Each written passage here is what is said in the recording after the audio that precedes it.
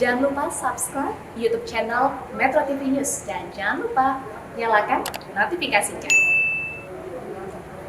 Selamat siang, Anda menyaksikan Headline News pukul 12 waktu Indonesia Barat.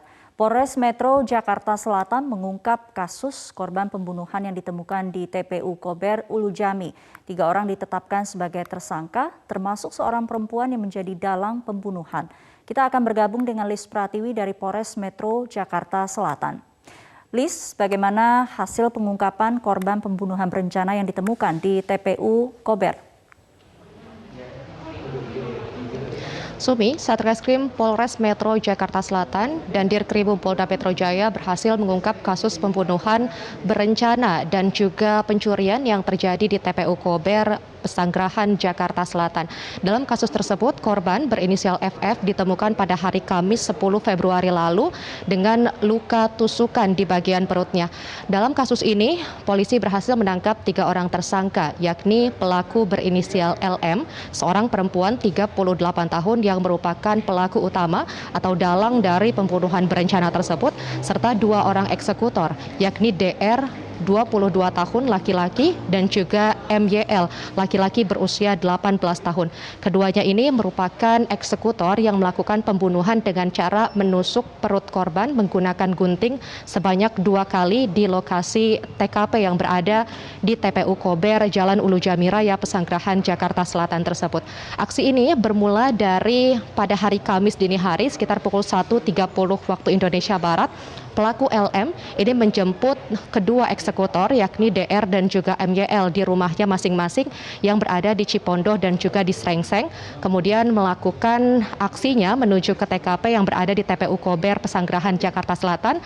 Ketiga pelaku ini menunggu korban yang diketahui memang kerap kali melewati area tersebut. Kemudian sekitar pukul 5.30 waktu Indonesia Barat atau subuh dini hari, 2 orang eksekutor ini turun dari mobil dan langsung melakukan aksinya dengan cara menusuk korban menggunakan gunting yang sudah disiapkan oleh pelaku utama, yakni berinisial LM. Korban pun kemudian meninggal dunia akibat dari kehabisan darah di lokasi tersebut dan baru ditemukan oleh warga sekitar pada pagi harinya. Dari aksi tersebut, kepolisian juga melakukan pengamanan terhadap sejumlah barang bukti, diantaranya gunting yang digunakan sebagai alat aksi, kemudian mobil Terios, motor milik korban, juga ada pakaian korban serta uang tunai yakni Rp500.000 yang ditemukan atau diamankan dari pelaku DR dan juga uang Rp300.000 yang diamankan dari pelaku berinisial MYL. Uang senilai Rp800.000 ini adalah pembayaran DP yang diberikan oleh tersangka utama berinisial LM kepada kedua eksekutor tersebut. Sumi. Lis, apa motif tersangka dalang utama dari pembunuhan ini menyewa pembunuh bayaran? Sumi, menurut Kabid Humas Polda Metro Jaya, Kombes Pol Endra Zulpan, ada 3 motif yang mendasari pelaku utama berinisial LM melakukan pembunuhan terhadap korban berinisial FF, seorang chef di salah satu restoran yang berada di Jakarta ini. Motif pertama adalah pelaku LM, seorang perempuan ini mengaku sakit hati karena kekasihnya yang berinisial HN, ia akui ini merupakan pacar dari korban FF ini, sehingga memang polisi mengatakan bahwa yang bersangkutan pelaku utama ini memiliki penyimpangan seksual.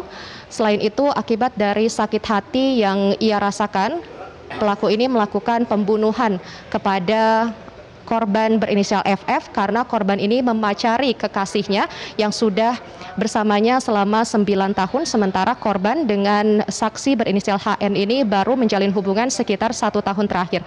Selain itu, pelaku juga mengaku sakit hati karena ia sempat meminjamkan sepeda motor kepada korban FF. Namun saat dikembalikan, motor ini dalam keadaan rusak dan juga tidak memiliki STNK karena ditilang oleh polisi. Ia menganggap FF ini tidak bertanggung jawab. Selain itu juga karena eksekutor lain ini juga bersedia untuk dibayar karena adanya kebutuhan ekonomi. Dan berikut ini adalah pernyataan dari Kabid Humas Polda Metro Jaya, Kombes Pol Endra Zulpan. Sehingga dengan adanya hubungan asmara antara pacar daripada saudari LM ini sebagai pelaku utama, yaitu saudari HN yang kita jadikan saksi, dengan korban FF ini menimbulkan kecemburuan dari pelaku utama. Kemudian pelaku LM ini sakit hati dengan korban FF. Ya, ini sebagai alasan yang kedua, karena telah meminjam motornya, kemudian setelah dikembalikan motor tersebut dalam keadaan rusak dan juga STNK tidak ada karena ditilang dalam perjalanannya di jalan raya. Sehingga pelaku LM menganggap korban FF ini tidak bertanggung jawab. Kemudian motif yang ketiga, pelaku DR dan NYL ini melakukan pembunuhan karena diberikan imbalan atau bayaran oleh pelaku utama, yaitu saudari LM. Polisi menilai pelaku LM ini sudah beberapa kali berencana untuk melakukan aksi pembunuhan berencana terhadap korban FF, namun baru kali ketiga ini akhirnya berhasil membunuh korban. Akibat dari pembunuhan berencana ini, ketiga pelaku terancam hukuman pasal 340 KUHP dengan ancaman hukuman mati atau pidana penjara seumur hidup. Demikian Sumi, kembali ke Anda di studio. Terima kasih Lis Pratiwi untuk laporannya langsung dari Polres Metro Jakarta Selatan.